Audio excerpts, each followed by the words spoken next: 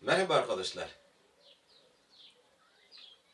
Yeni bir video ile birlikteyiz. Bundan bir önceki videoda dilimizin örnekleri ve görevlerini anlatmıştım. Bu videoda dilimizin son eklerini, yani son yapım eklerini ve görevlerini anlatacağız. Ancak konumuza geçmeden önce çok coşkulu, çok güzel bir Nevruz Bayramı'nı geçirdik. Nevruz'la ilgili bir anımı anlatmak istiyorum. Yıl 1982'nin baharıydı. Ben ilkokul 3. sınıfa gidiyordum. Akşam okul çıkışında medrese eğitiminde icazalı, Türk okulunda ziraat mühendisi olan köyümüzün bilge insanı Mele Bedri bizi durdurdu. Benim de içinde bulunduğum yaklaşık 15 çocuğu okulun arkasına götürdü. Bize akşam karanlık çökünce ikişer ikişer köyün etrafındaki yüksek tepelere çıkacaksınız ve büyük ateşler yakacaksınız dedi. Bu olayla ilgili kimsenin haberi olmaması için de bizi iyice tembihledi. Ama ateş yakmanın sebebinden de hiç bahsedilmedi. Heyecandan içimiz kıpır kıpırdı. İlk kez bir büyüğümüzün istemiyle yakmasını çok sevdiğimiz ateş yakacaktık, hem de karanlıkta, hem de köyün dışında yüksek tepelerde ateş yakacaktık. Bu da bize büyük bir heyecan veriyordu. Karanlık çökmesiyle birlikte ben ve amcam oğlu etrafta biraz odun, amcamın muhtar çakmağını da çalarak payımıza düşen Celisi Derki dediğimiz tepeye koştuk. Tepenin en zirvesinde çok güzel bir ateş yaktık ve bizim ateşiyle birlikte köyün etrafını çevreleyen bütün tepelerde kocaman ateşler yükselmeye başladı. Hemen akabinde biz koşarak köye indik. Tam köyün çıkışında baktım bir corcina, bir panik, analar, babalar, büyükler, küçükler, herkes toplamış, bir dualar, bir Allah'a yalvarışlar, estağfurlar yükselmeye başlamış. Ben de anama yaklaşarak, ana bu insanlar niye burada toplamışlar, ne olmuş dedi. Anam da o çevrede yanan ateşleri göstererek, görmüyor musun oğlum dedi. Kıyametin alametleri bunlar dedi. Bundan tam 40 yıl önce Buhta'nın en bilge köyünde kıyametin alametleri olarak yorumlanan küçük bir Nevruz ateşi bugün sadece Kürdistan'da değil, dünyanın dört bir yanında büyük bir coşkuyla direniş, kurtuluş, özgürlük bayramı olarak kutlanıyor. Bedenlerini Nevruzlaştıran, Nevruz'u gerçek anlamına kavuşturanlara binlerce selam olsun. Nevruz, baharı Nevruzlaştıranlara, Nevruz'u miskinleştirenlere kutlu olsun. Hepinizin direniş bayramı, Nevruz bayramınızı kutluyorum. Büyük başarılara ve özgür bir yaşama vesile olmasını diliyorum. Bunu da demeden geçemeyeceğim. O bilge insan, o büyük kahraman, ondan 3 yıl sonra tam bir Nevruz ayında Türk işgal ordusuyla girdiği bir çatışmada maalesef kaybettik. Anısı önünde saygıyla eğiliyorum. Nevruz demişken başka bir noktaya da değinmek istiyorum. Hani hep söylenir ya, Nevruz yeni gün, Kirmançki lehçesini konuşan Kürtler Rus yerine Rus kullanıyorlar. Onun için yeni gün anlamına geliyor. Hayır arkadaşlar. Nevruz yeni gün anlamına gelmiyor. Nevruz büyük doğum anlamına geliyor. Hani virüs var, Nevruz var. Bu Rus ekleri büyük doğum anlamına geliyor. Yani ülkenin, vatanın büyük doğuşu anlamına geliyor. Onu farklı bir videoda ayrıntılarını anlatacağım. Dersimize başlıyoruz. Dilimizin kelime yapısı parçalıdır. Hep söylüyorum ya, anlam kelimeye değil harfe yüklenmiş. Onun için kelime parçalıdır arkadaşlar. Dolayısıyla bundan önce de söylemiştim. Kürtçe dili yapısı dualistiktir. Yani Kürtçe dilinin kanunları, kuralları hep çifttir. Cinsler öyle, önekler, sonekler öyle, zamirler öyle, hevdenkler öyle, her şey çifttir yani. Bir vekil üzerine kurulmuş.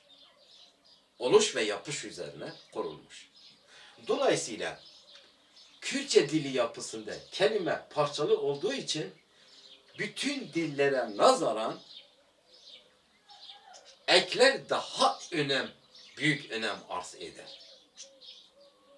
Bundan önceki videoda örnekleri ve görevlerini anlatmıştım. Şimdi son ekleri ve görevlerini anlatacağım. Örnekler ne yapıyordu arkadaşlar? İzleyen arkadaşlar bilir. İzlemeyenler tekrar izlesinler. Örnekler fiiller yapıyordu.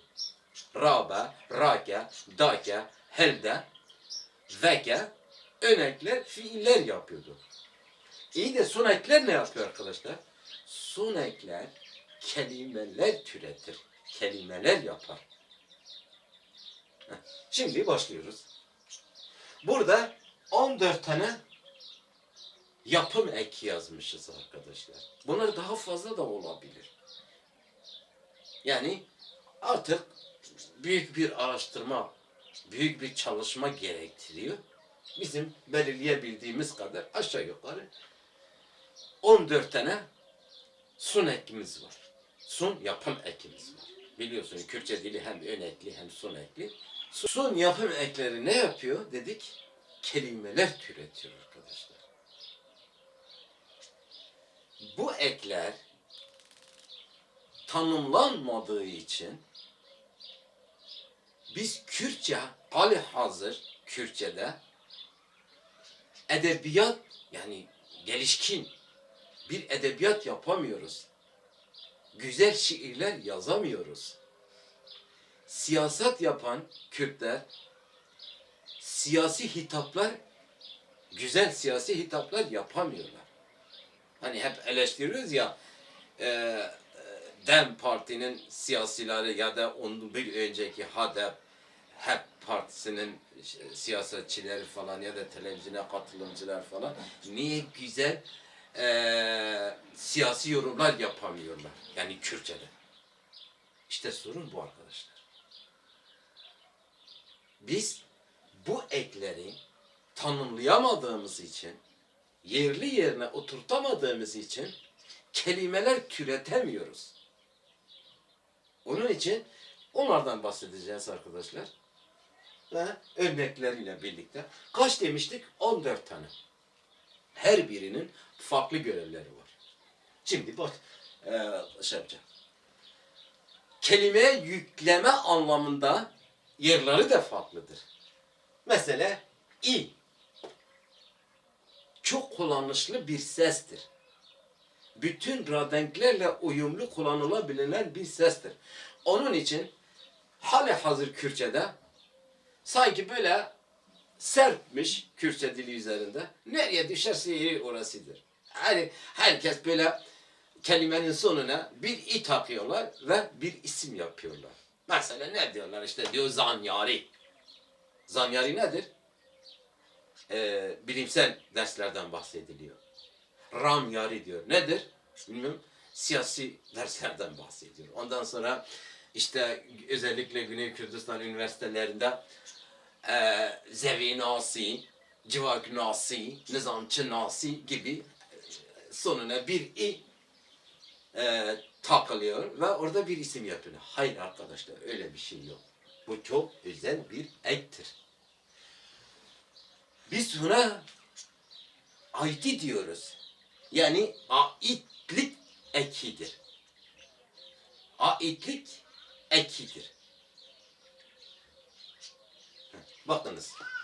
Ve sürekli sıfat yapar. İsim yapmaz.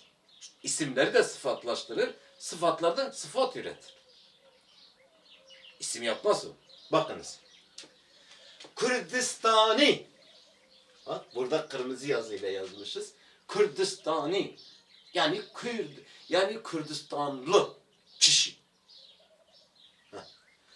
Çiyai. Dağlı. Diruki. Tarihsel. Onun yerine de geçen. Hani Türkçe'de selsal, Fransa'dan alınan ekler var ya işte. Tarihsel. Yani tarihi. Apui. Bunlar ne yapar arkadaşlar? Ne yapıyor burada? Aidiyeti ifade ediyor. Yani Kürdistan'a ait olanlar, dağlara ait olanlar, tarihe ait olanlar, Apu'ya ait olanları belirler. Biz buna aidi diyoruz. Sürekli biz buna ait diyoruz. Sürekli yalın kelime, yalın anlama yüklenir.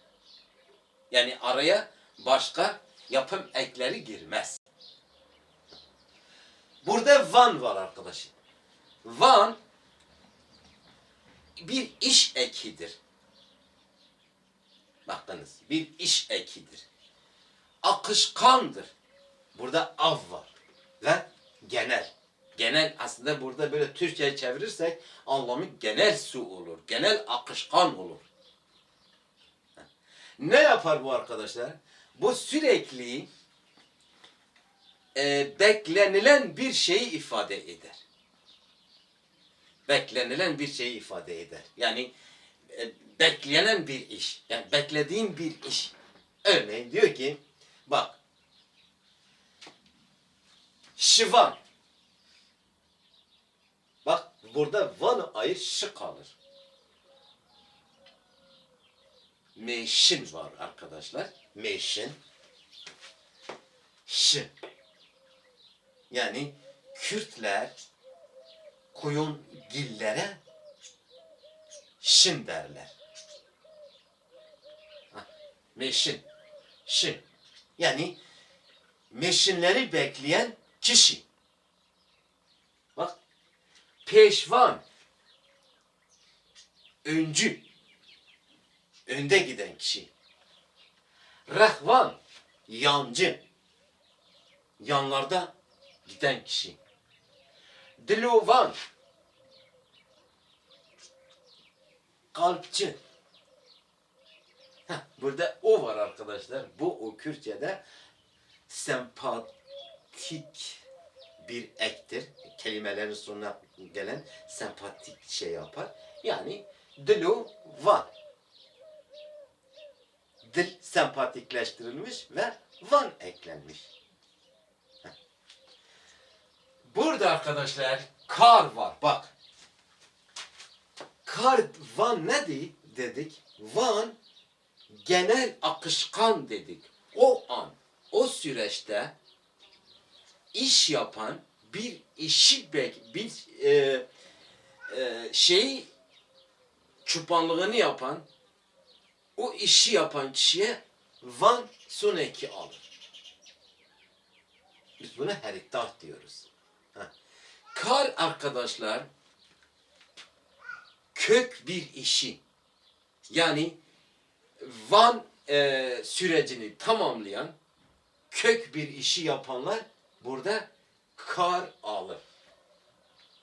Bakınız, anlatayım size.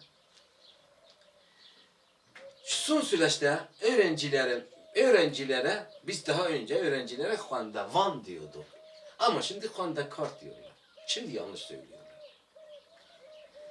Van bir amaca ulaşmak için yapılan iştir. Kar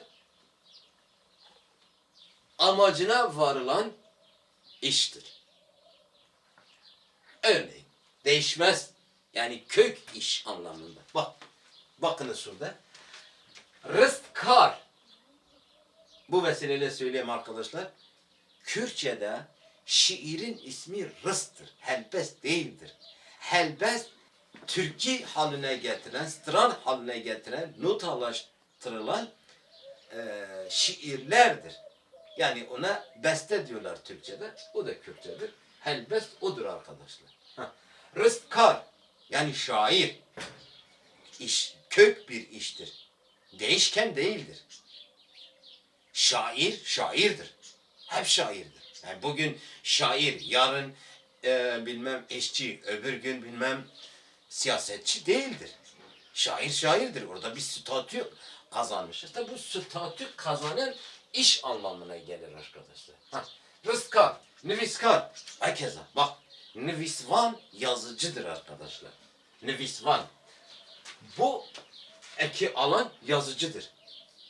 Bu eki alan arkadaş yazardır. Bak burada yazar, nüviskar, hesinkar, serkar. Hep böyle. Durun. Burada bir ek geçirmemişiz arkadaşlar. Gel. Gel. Kullanılıyor biliyorsunuz. O da bir iş ekidir. Gel. Arkadaşlar bundan farklı bu yapan kişi anlamında. O an yapan kişi. Gel. Mesela Zerrin gel. O an dükkanda altın işleri yapan kişiye zerrinker derler. Dagirker. O an işgal işiyle uğraşanlara dagirker derler. Karker. O an kar işiyle uğraşan kişiye de reyker. O an gönderme işiyle uğraşanlara o bir şimdi yapan iş. Bak. Bu yapan iştir ama aynı zamanda geneldir arkadaşlar. Yani böyle daha çok beklenilen iş anlamındadır. Mesela bir çoban hayvanları bekler. Bir gavan davarları bekler. Öyle bir farkı var. Bir de geneldir. Bu Van bütün bu iş eklerin yerine geçebiliyor. Ama bu bütün iş ekler Van'ın yerini alamıyorlar. Buradan tiye geçiyoruz arkadaşlar. Biz tiye eylemci diyoruz. Eylemli daha doğrusu diyoruz. Nedir bu ti? Sürekli isim yapar. Sıfattan isim, isimden isim türetir. Yapılan bir işi genelleştirir. Düşün. Şureş. Gel. Bu çok gramatik bir ek değildir arkadaşlar. Kullanılmalıdır da. Çok gramatik değil. Bu gelin yani karın gaya dönüştüğü bir ektir. Bir de işle ilgilidir. Mesela diyor ha şu recger biraz böyle hareket anlamına gelir, ger anlamına gelir. Şanu, ger, o da aynı böyle insanların dolaştığı, böyle hareket ettiği bir oyundur. Onun için böyle ger alır arkadaşlar. Buna dikkat etmek lazım. Yani kullanılır, kullanılmalıdır, doğrudur ama K'in G'ye dönüştüğü şeydir. Bunu anlatmak istiyorum. Bak, şureş, ger nedir? Ti. Ti. Heval ti. Bra ti. Jin ti. İsimlerde bu ti'dir arkadaşlar. Fiillerde t'dir. Bunun Kürtçe alfaba ismi de ti'dir arkadaşlar. Ti. T değildir. Ti. Heh. Burada isimlerde ti'dir. Fiillerde t'dir. Mesela birkaç örnek vereyim. Begire, git. Ti aldığı zaman eylem gerçekleşmiştir. Mesela büşü, şişt. Ti alıyor, eylem gerçekleşiyor. Kuca, kuşt. Eylem gerçekleşiyor. Ti alıyor. Bu fiillerde ti, fiillerde te, isimlerde ti'dir arkadaşlar. Sürekli şeye gelir. Mesela eğer kelime başka ek almışsa bütün eklerin sonuna gelir. Çünkü eylemi gerçekleştirendir. Yani pekiştirendir anlamında. Mesela şivanti, nivîskarti, sözdarti. Velhasıl hep sonuna gelir. İsimden isim, sıfattan sıfat yapar arkadaşlar. Şunu da söyleyeyim. Ha. Ondan sonra arkadaşlar bak. Darı atlamışız. Ti anlatmışız. Sorun değil. Şimdi darı anlatacağız. Arkadaşlar dar sahiplik yapım ekidir. Bak Türkçe'de sözlü denilir. Şehirli denilir. İkisi aynı ek alır. Kürtçe'de bu farklıdır. Sözlü sözdardır. Şehirli Kürdistanidir, Bajaridir, iyi alır. Yani Türkçenin böyle, Kürtçenin zengin dediğimiz şey de böyle bir şeydir. Mesela dar sahip olma ekidir arkadaşlar. Sözdar, evindar, dildar, guldar, birindar, kaynağı kendisidir. Başka bir yerden almaz. Yani Van gibi bir şey beklemez. Kar gibi bir iş yapmaz. Kaynağı kişinin, sahibinin kendisindendir. Dışarıdan almaz. Mesela onun için böyle bir bu fesileri bir şey. Biz Kürtler köleci, köledar diyoruz. Yanlıştır.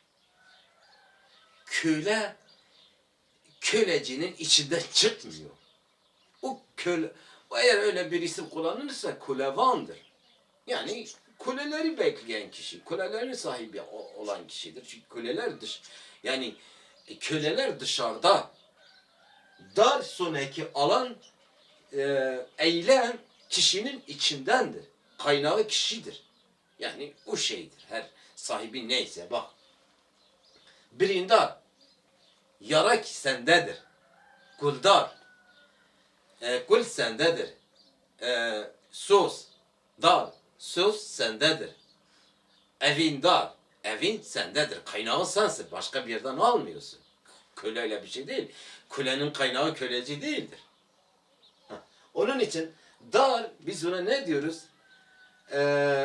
Sahiplik yapım ekidir. Burada ne yazıyorsa arkadaşlar bakın. Didar. Görüntülü. Hemdar. Üzgün kişi. Birindar, yaralı. Candar, canlı. Burada hemdarla hemgini şey yaparsa arkadaşlar. Gin son eki bak burada var. Gin son eki alan isimler iletişimcidirler arkadaşlar. Gin iletişim ekidir. Yani sen burada hemgin derken hemleri ileten kişi anlamına geliyor. Kendisi hem sahibi değildir. Olsa da anlamı öyle değildi. Yani hemleri ileten kişi anlamına geliyor. Orada farklıdır. Hemdarla hemgin farklı şeylerdir arkadaşlar.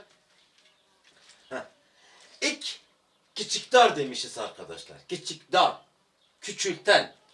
Bazen son ekidir. Eğer anlamı değiştiriyorsa son ektir. Yapım ekidir. Eğer sadece küçültmeyi gösteriyorsa o zaman çekim ekidir. Varhasıl ek. Biz ona kişdar diyoruz. Heh. Mesela lisik, carik, devlik, cevrik, berhik. Küçültüyor arkadaşlar. Sürekli küçültür. Ok burada var arkadaşlar. Bu sempatikleştirir. Bakınız. Delaldar demişiz. Zaruk, halhaluk, bilaluk, ceruk. Sempatikleştirir. Heh. Burada ok alırsak çer kalır. Ok alırsak bilal kalır. Ok alırsak hal kalır. Ok alırsak zar kalır arkadaşlar. Kürtçe dili öyle bir şeydir. Şimdi bu 7 tane arkadaşlar biz bunlara genel sonek diyoruz. Yani bütün kelimelerde kelimelere yüklenebilen yani şartlarına göre, hallarına göre yüklenebilen soneklerdir. Ama burada 1, 2, 3, 4, 5, 6, 7. Hani 14 ya. 7 öyle 7.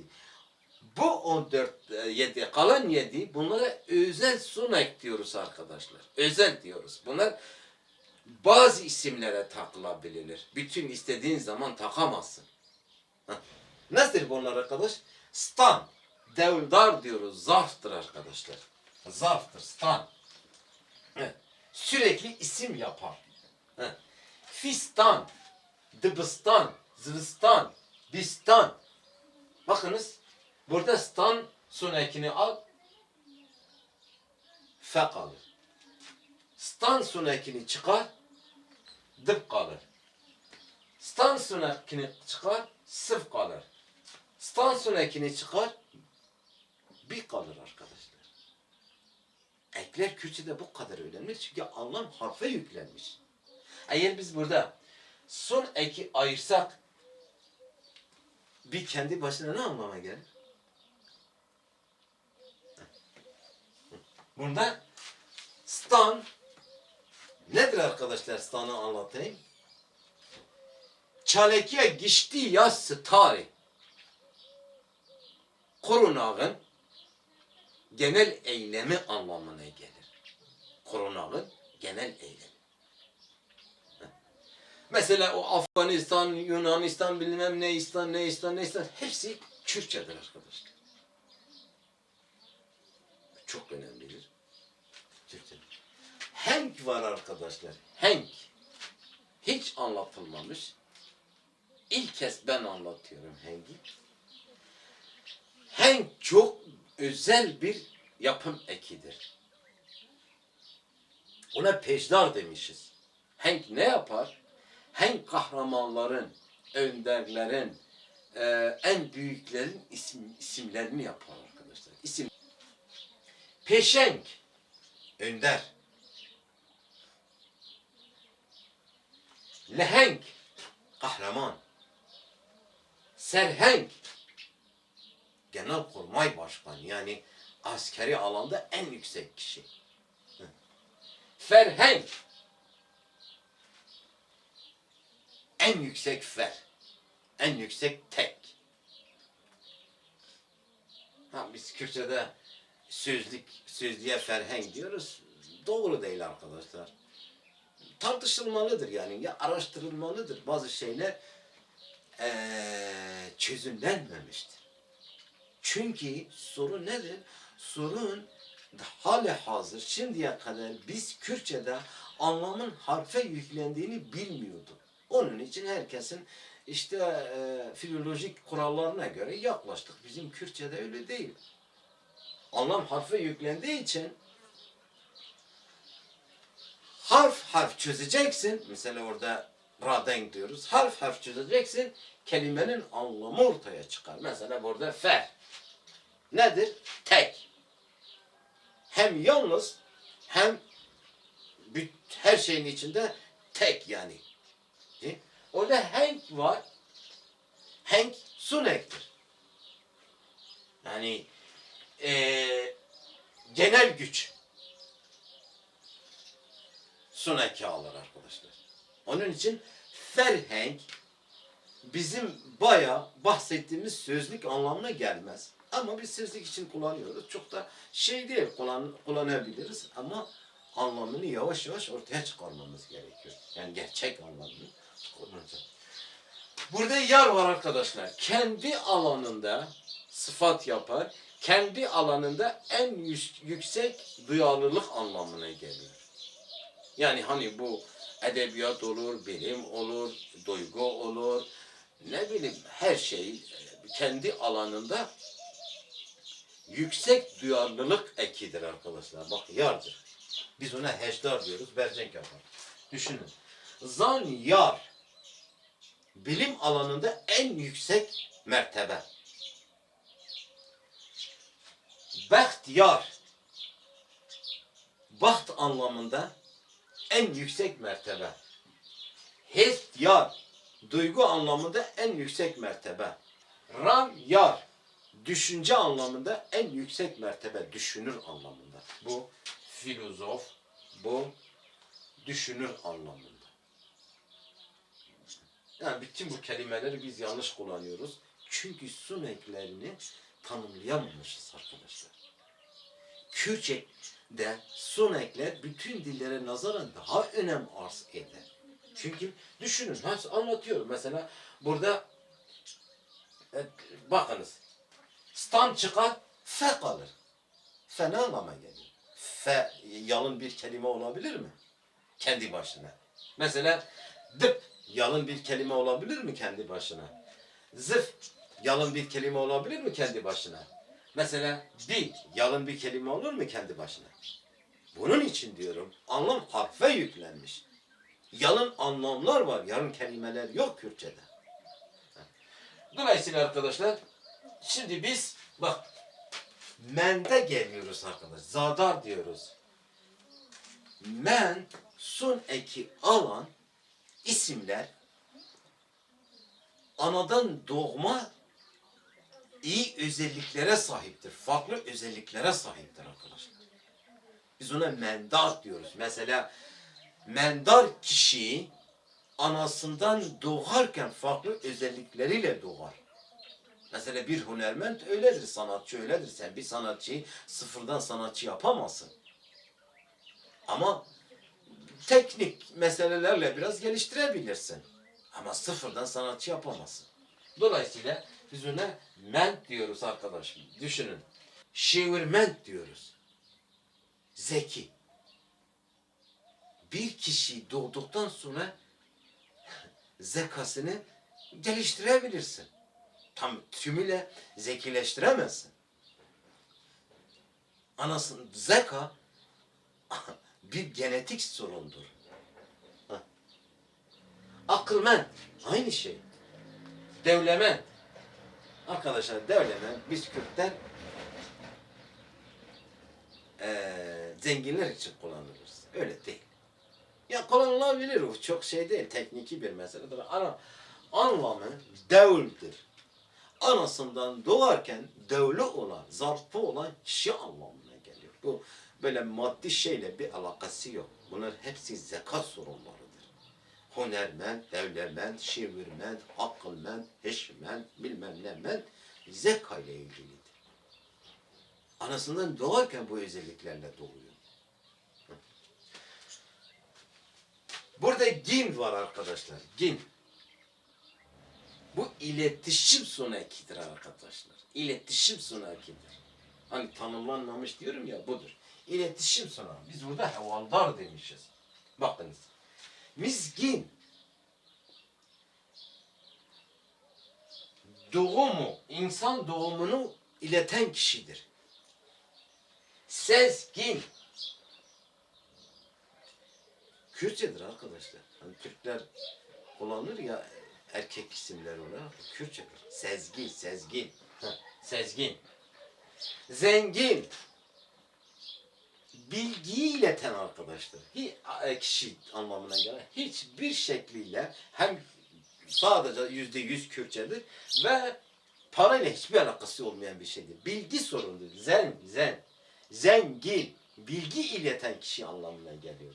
Hemgin. Dert. Hem. ileten kişi anlamına geliyor. Şimdi tahtamız yetmediği için arkadaşlar son iki eki yazamamışız. Şimdi anlatacağız arkadaşlar. G, bu cihdir arkadaşlar. Yer yani.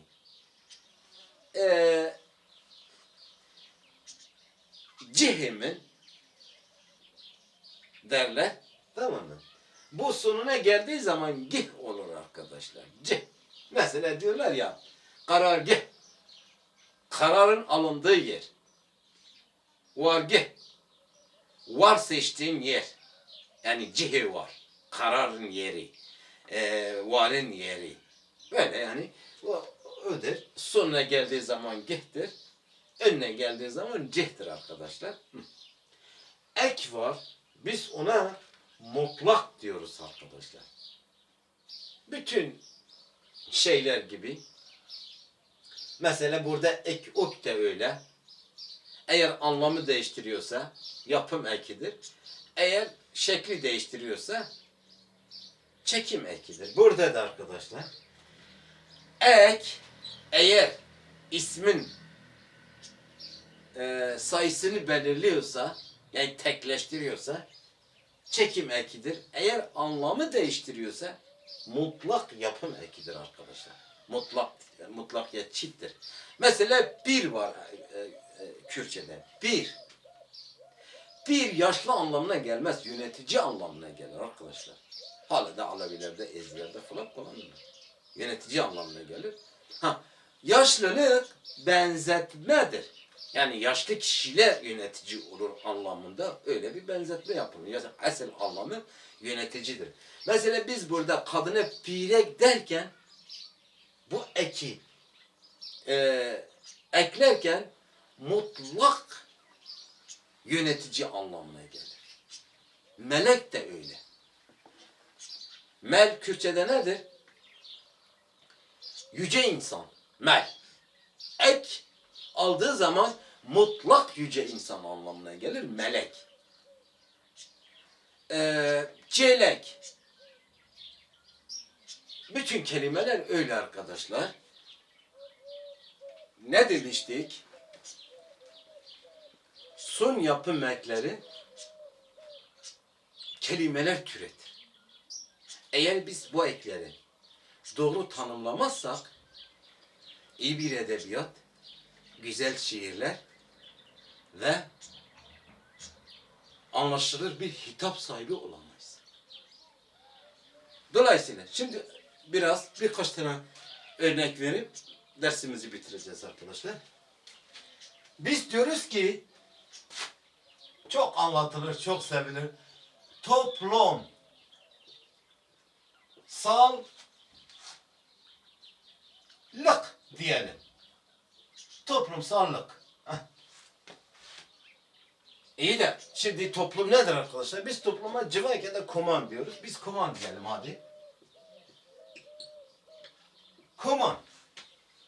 Toplum. Sal neydi biz demiştik? Yani aitlik yapım eki iyiydi arkadaşlar. Lik neydi? Eylem halı tiydi. Komaniti. Bakın. Komaniti.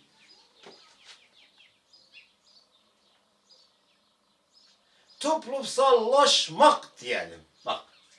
Toplumsallaşmak diyelim arkadaşlar. Orada yazalım. Toplumsallaşmak diyelim arkadaşlar. Tamam mı? Aynı şey. Bak. Koman sal bin bu laşmak bin anlamına geliyor arkadaşlar. Beyin. Komani bin.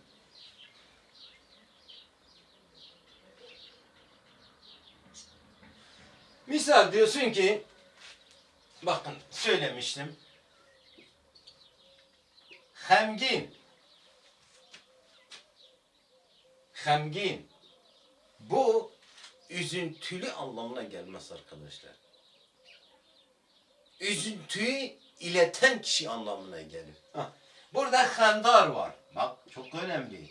Sana belki şey değil, belki çok Kürtçe kullanmıyorsunuz, belki Kürtçe edebiyat yapmıyorsunuz, belki size bu incelikler, farklılıklar yani ayrıntılar dikkatinizi çekmiyor ama çok önemliydi. Bak iki kelime burada öyle şey yapıldı. Mesela sen burada hemginle hemdarı karıştır, %50 edebiyatın düşer. Çünkü iki kelimeden biri gider. Dolayısıyla biz son yapım eklerimizi